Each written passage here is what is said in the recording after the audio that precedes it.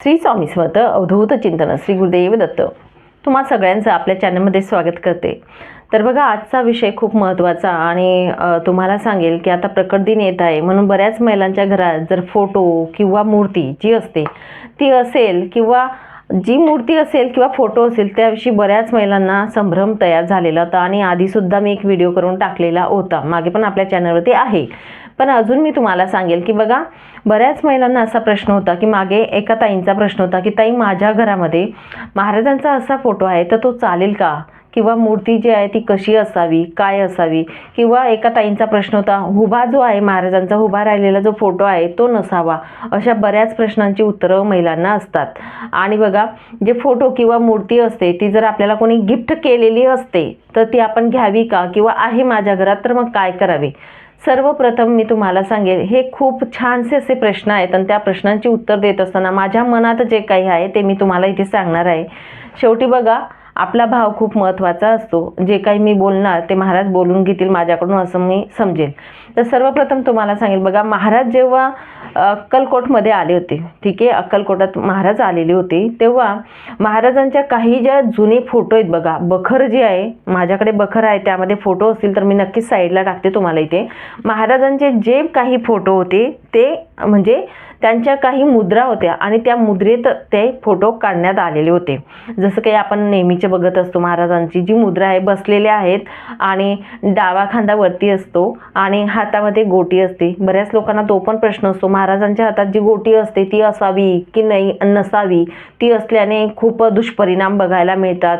अख्खं ब्रह्मांड महाराज फिरवत असतात तर आपलं घर तर कुठेच लागत नाही, आपल्या घरात खूप भांडण क्लेश कलह होत असतो। असे सुद्धा प्रश्न बऱ्याच लोकांना पडलेले असतात, त्यांचे सुद्धा मी उत्तर इथे देईल। तर सर्वप्रथम तुम्हाला सांगेल, ह्या ज्या मुद्रा होत्या महाराजांच्या त्या मुद्रांवरूनच फोटोग्राफी केली हे मी तुम्हाला सांगेल। बरेचसे जुने जे फोटो होते आणि त्यावरूनच महाराजांचे आपल्याजवळ आहेत। एक बघा, महाराज असे निद्रा अवस्थेत, निद्रा नाही म्हणता येणार त्यांना, लोळलेले आहेत, लोड आहे उशेखाली आणि असे म्हणजे लेटलेले आहेत, अशा अवस्थेत एक फोटो आहे महाराजांचा। अक्कलकोटाला सुद्धा आहे आणि बखरमध्ये पण असेल तर मी टाकेल परत तुम्हाला तो एक फोटो। मुद्रा जी आहे ती महाराजांची ती एक, आणि एक गोटी जी असते हातात ती एक, किंवा वटवृक्षाखाली महाराज बसलेले आहेत, असे फोटो असतात। तर बघा, आपल्या घरात महाराजांना कोणत्या फोटोने किंवा कोणत्या मूर्तीने यायचं ते आपण ठरवणारे कोण असतो, या प्रश्नाचं उत्तर आधी मला द्यायचं आहे। महाराज ज्यांच्या कुणाच्या आयुष्यात येत असतात ते महाराज ठरवत असतात, हे तर आपल्याला माहिती आहे। जर आपण स्वामी सेवेकरी आहोत तर एवढं तर आपल्याला माहिती आहे ना की आपल्या आयुष्यात येतात ते आपण आणत नाही महाराजांना, महाराज आपल्याला चॉईस करतात। तेवढी आपली लायकी नाही आहे की महाराजांना आपण चॉईस करत असतो, हे सगळ्यात आधी लक्षात घ्या। आपण शून्य आहोत, आपण कुठेच नाही, आपली लायकीच नाही की आपण महाराजांना आणतो चॉईस करून की बाबा चला तुम्ही माझे गुरु येईल माझ्या घरी चला, नाही। महाराज आपल्याला चॉईस करतात, त्यांना वाटेल आपण त्यांच्या चरणी बसू शकतो, एवढी पात्रता आपल्यात थोडी जरी असेल, अगदी कणीभर, तर ते आपल्याला चॉईस करतात आणि कोणत्या रूपात यायचं ते महाराज ठरवत असतात। आपल्याला जो फोटो किंवा मूर्ती असेल त्या फोटो किंवा मूर्तीमध्ये आपलं हृदयाचे स्पंदन जुळतात, आपल्याला प्रसन्न वाटतं तर फोटो बघून ते आपण आणू शकतो, हे लक्षात घ्या आधी। आपल्याला जे आवडतं, महाराज कोणत्या रूपात आपल्याला आवडत आहेत ते खूप महत्त्वाचं आहे। आपलं मन जुळणं खूप महत्त्वाचं आहे, आपल्या भावना त्या फोटोशी जुळणं खूप महत्त्वाचं आहे। महाराजांना ते लागत असतं, महाराजांना या गोष्टी लागत नाही, असं माझं तरी स्वतःचं मन आहे। आणि जो मणी होता महाराजांच्या हातात तो सूर्यमणी होता असं म्हणतात आणि आहे पण, तर अजून पण अक्कलकोटमध्ये आहे। तर सूर्यमणी जो असतो तो महाराजांच्या सतत हातात राहायचा असं सांगतात, आणि गोटी पण म्हणतात, कोणी म्हणतं गोटी आहे, कोणी म्हणतं सूर्यमणी आहे, ठीक आहे। तर ते अख्खं ब्रह्मांड महाराजांच्या हातात आहे असं संबोधलं जातं, त्याचा आणि आपल्या घराचा काय प्रश्न आहे। महाराज जर अख्खं ब्रह्मांड ते बोटामध्ये फिरवतात तर मग सगळेच जग फिरतंय ना, आपण एकटेच फिरतो का, नाही। आपण फिरतोय कारण आपले कर्मभोग जसे असतील तसे आपण फिरत असतो. महाराजांना आणून नुसतं तुम्ही ठेवून दिलं तुमच्या घरामध्ये, त्यांची पूजा त्यांची सेवा काहीच नाही, फक्त कोणीतरी सांगितलं की स्वामी समर्थ महाराजांची सेवा केली की खूप छान होतं, त्या मार्गात आलं की छान होतं, मग तुम्ही आणतात फोटो आणतात आणि आपल्या घरात ठेवून देत असतात. त्यांच्याकडे धूळ खात असते फोटो मूर्ती काय ते, आणि तरी बघत नाही, तर तुमचं घर फिरणारच आहे, हे लक्षात घ्या आधी. आणि महाराजांच्या हातात वटवृक्षाखाली बसलेले असू द्या महाराज, त्यांच्या हातात गोटी असू द्या, सूर्यमणी असू द्या, काही असू द्या, त्याचा काही इफेक्ट पडत नाही. महाराज कधी कोणाचं वाईट करत नाहीत. मनाची श्रद्धा, मनाचा भाव कसा आहे तुमचा ते बघा, त्यानुसार महाराज आपल्याला कृपा आशीर्वाद देत असतात. ते पण बघतात की माझं बाळ मला किती आठवण करतं, किती काय करतं. तर महाराजांचा फोटो कोणत्या अवस्थेत आपल्या घरात असावा हे आपण ठरवणारे कुणी नसो. आपल्या मनात भावना येणं, आपण महाराजांना कोणत्या रूपात आपण एक्सेप्ट म्हणजे आपल्याला कोणत्या रूपात छान वाटतात महाराज, ते खूप महत्त्वाचं असतं. आणि ते जे आपण घरात आणतो ते प्रसन्न वाटणं खूप महत्त्वाचं असतं आपल्या मनाला. आता बघा, एक तुम्हाला सांगते, महाराजांचा फोटो असतो बघा, तर असा हात करून बसलेले असतात महाराज, आशीर्वाद देत असतात.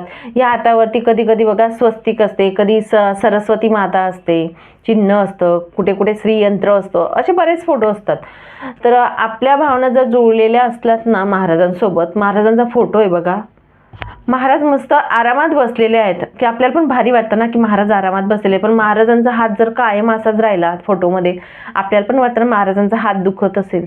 ही भावना जेव्हा तुमच्या मनात येत असेल की महाराजांचा पण हात दुखून येईल ना, एवढा वेळ महाराजांनी हात असा ठेवले, म्हणजे काय, आपण त्यांना अधिष्ठित, आपल्या घरात अनुष्ठान असतं त्यांचा, म्हणजे आपल्या घरात स्थापना करत असतो. पण ते फक्त फोटोमध्ये नाही, तर आपल्या आयुष्यामध्ये, जसं मी बऱ्याच व्हिडिओमध्ये बोलत असते, आपली आई, आपले बाप, आपली माऊली, आपले गुरु सर्वस्व ते असतात. त्यांचं अधिष्ठान आपल्या घरात असतं. आपण त्यांना दररोज नैवेद्य दाखवतो, म्हणजे आपल्या घरात सर्वात प्रथम जागा त्यांची आहे. आपण घरात राहत असतो, आपले दोन मुलं, आपण नवरा बायको, सासू सासरे जे काही असणार, त्यामध्ये आपण 2 मुलं, नवरा बायको नाही तर महाराज सुद्धा आपल्या घरात राहतात. हे जेव्हा आपण मानतो ना, ते खरं महत्त्वाचं आहे. तेव्हा आपलं अंतःकरण महाराजांसोबत जुळलं गेलं, हे तुम्ही लक्षात घ्या. आपण महाराजांसोबत बोलणं, 5 मिनिट त्यांच्यासोबत बसणं, बोलणं, ह्या गोष्टी खूप महत्त्वाच्या असतात. नैवेद्याच्या वेळेस, जेवणाच्या वेळेस महाराजांचं अचानकपणे आठवण येणं की अरे महाराजांना जेवण दिलं नाही, नैवेद्य आज ठेवलाच नाही, या गोष्टी जेव्हा आपल्या अंतःकरणापासून निघत आणि उठून, आता माझं तर म्हणजे मी सांगणारे महाराज करून घेत असतात माझ्याकडून, मी एवढी मोठी नाही, पण महाराजांनी मला त्या लायकीचं समजलं आहे आणि थोडीफार मी सेवा मोडकी तोडकी करत असते. मी तुम्हाला सांगेल की माझं स्वतःचं सांगते, मी जर जेवायला बसून गेले, एखाद दिवस खूप घाई गर्दी, माझ्या फॅमिली आहे घरात, सासू सासरे सगळे काही आहेत, पण बायचान्स एखाद दिवस जर नैवेद्य द्यायचा राहून गेला, सासऱ्यांना मी नैवेद्य देऊ म्हणजे त्यांना जेवण वगैरे दिलं, ते आजारी पेशंट आहेत शेवटी, तर महाराजांना सांगते, महाराज तुमचा नैवेद्य त्यांना दिलेला आहे, त्यांच्या रूपात मी तुम्हाला बघते आहे, पण महाराजांना मी नैवेद्य मात्र ठेवते. भाजी चपाती जरी मी माझ्या सासऱ्यांना दिली, पण महाराजांना मी नैवेद्य दूध साखर, दही साखर असू द्या किंवा चपातीला तूप साखर लावून हा नैवेद्य मी महाराजांना ठेवत असते. बायचान्स एखाद दिवस आपण जेवणाला बसलो आणि जेवणाला बसल्यानंतर आठवण येते की महाराजांना नैवेद्य ठेवला नाही मी, तसंच उठायचं, ताटावरून हात धुवायचे, पाणी प्यायचं, उष्ट तोंड ठेवायचं नाही, म्हणजे ही आपली भावना. शेवटी उठल्यानंतर महाराजांना आपण काही असो, ड्रायफ्रुट्स असो, काही असो, आपल्या घरात जे फळ असेल त्याचा नैवेद्य महाराजांना ठेवणं आणि परत जेवणाला बसणं, या ज्या भावना असतात ना आपल्या, या खूप महत्त्वाच्या असतात आणि ह्याच महाराजांना लागत असतात. तुम्ही सेवा करत आहे, पारायण करत आहे आणि या छोट्या छोट्या गोष्टीला घेऊन जर तुम्ही बसलेले आहेत की असा फोटो पाहिजे, तसा फोटो पाहिजे, उभे राहिले की महाराज उभे नको पाहिजे, ते निघून जातात, रागीट स्वभाव पाहिजे, कोणी आलं की रागाने महाराज बघितलं की ते आपल्या घरामध्ये येणार नाहीत, किंवा या गोष्टी बऱ्याच लोकांच्या अशा दृढ मनामध्ये झालेल्या आहेत. महाराजांचे वस्त्र अंगावर राहत नाही, किंवा वस्त्र फक्त लंगोट लावलेले महाराज पाहिजे, किंवा टोपी घातलेली पाहिजे, किंवा टोपी नसावी, याचं काही महत्त्व नाही आहे. महाराज तुमच्या घरात ज्या रूपात तुम्हाला आवडले आहेत, महाराजांना महाराजांचा फोटो बघून तुम्हाला प्रसन्न वाटलं, तो फोटो तुम्ही ठेवू शकतात, ती मूर्ती तुम्ही ठेवू शकतात, असं मी तुम्हाला सांगेल. त्यामध्ये काही तुम्ही म्हणजे मनात शंका आणू नका. फक्त एवढं सांगेल, आपल्या आयुष्यात जर महाराज आलेले आहेत तर ती त्यांची इच्छा आहे आणि त्या इच्छेने आपण जे काही करत असतो त्यांच्या इच्छेने करत असतो. आपण फक्त आपली इच्छाशक्ती जागृत ठेवणं, इच्छाशक्ती प्रबळ ठेवणं हे आपल्या हातात असतं की आपण काय करू शकतो. आपल्या जसं आई वडिलांसाठी आपण करत असतो त्या पद्धतीने त्यांच्यासाठी आपण महाराजांसाठी, महाराज म्हणजे सर्वस्व आपण मानत असतो, आपले गुरु आपण केलेलं असतो. ज्या पद्धतीने रोज आपण जेवण करतो, सगळ्या काही गोष्टी करतो, त्या पद्धतीने गुरूंचा मंत्र जप करणं हे आपलं कर्तव्य असतं. तेव्हा आपले गुरु आपल्याला सांभाळत असतात. तर फोटो असा असावा किंवा मूर्ती अशी असावी यात काही म्हणजे मला तर वाटतं फोटोविषयी काही शंका घेऊ नका. महाराज ज्या स्थितीत आहे, वटवृक्षाखाली असू द्या, कोणत्याही स्वरूपात असू द्या, महाराजांजवळ 4 श्वान, गाय असते, बऱ्याच ठिकाणी दत्त महाराज असतात पाठीशी, असे बरेचसे फोटो, वेगवेगळे फोटो असतात. करून महाराज बसलेले असतात, त्यांच्या हातात सूर्यमणी आहे, तो पण चालेल फोटो, काही हरकत नाही. कुणी जर आपल्याला गिफ्ट म्हणून महाराजांचा फोटो किंवा मूर्ती दिली, समजा तुम्हाला आली तुमच्याकडे, तर काय करावं, ती मूर्ती किंवा फोटो आपण ठेवावा का? बघा, तुम्ही तुमच्या घरात जर आली तर मूर्ती फोटो तुमच्या आयुष्यात महाराजांना यायचं होतं म्हणून त्या स्वरूपात आले, कुणाकडून का असे ना ते आलेत तुमच्या घरात, ठीक आहे, हे लक्षात ठेवा. आणि मग त्या आता मी काय करू, तर जरी मूर्ती किंवा फोटो आलेला आहे तर काही हरकत नाही, तुम्ही त्या व्यक्तीला पैसे पे करा, त्यांना सांगावं की मला नको, किंवा ते तुम्हाला ते योग्य वाटत नसेल तर ते पैसे जे असतील फोटोचे किंवा मूर्तीचे जेवढे काही होत असतील ते पैसे तुम्ही महाराजांचा मठ किंवा केंद्र असेल तिथे तुम्ही दान करा, की हे फोटोचे किंवा मूर्तीचे पैसे आहेत, मी इथे दान करत आहे, अशा पद्धतीने सांगावं महाराजांना आणि तिथे दानपेटीत तुम्ही टाकून या, तरी सुद्धा चालेल, काही हरकत नाही. आता महाराजांच्या मूर्ती किंवा फोटो एक असावी का 2 असावी, घरात बऱ्याच महिलांचा प्रश्न असतो, किंवा घरात नसाव्या किंवा देवघरात. हे बघा, देवघरात एक मूर्ती ठीक असते, एक मूर्ती तुम्ही ठेवू शकतात. फोटो एक असला तर चालेल का? नक्की चालेल. एक फोटो एक मूर्ती असली तर चालेल, काही हरकत नाही. तुमच्या घरामध्ये तुम्ही अजून दुसरी ठिकाणी ठेवत असणार, देवघरात सोडून दुसरीकडे, की वाटतं आपल्याला जसं म्हणजे शोपीस नाही म्हणता येणार, पण आपल्या टेबलावर महाराजांचं वटवृक्ष असं आजकाल मिळत असतं, तशा स्वरूपात मी ठेवू शकते, नक्कीच ठेवू शकतात. फक्त तुम्हाला सांगेल, विडंबना होणार नाही महाराजांच्या मूर्तीची, हे लक्षात घ्या आणि मग तुम्ही ठेवा. नाहीतर आहे पडलेली शो पीस म्हणून तुम्ही ठेवून दिलं आहे, लाईट वगैरे वटवृक्ष लावलेला आहे, त्यामध्ये महाराजांची मूर्ती ठेवून दिलेली, मस्त फपुटा धूळ बसते, बघायचंच नाही, हे चालत नाही. तुम्ही जर ठेवत आहे ती जबाबदारीसुद्धा तुम्ही स्वीकारायला हवी आणि त्या पद्धतीने येता जाता महाराजांचं दर्शन घेणं खूप महत्त्वाचं आहे. महाराजांना सांगावं, महाराज येतो मी, जातो मी, चला आपल्याला इथे जायचं आहे, या गोष्टी आपल्याला करायचं आहे. तर या पद्धतीने बऱ्याच लोकांना संभ्रम होता, फोटो किंवा मूर्ती कशा पद्धतीत असावी, कोणत्या स्वरूपात असावी.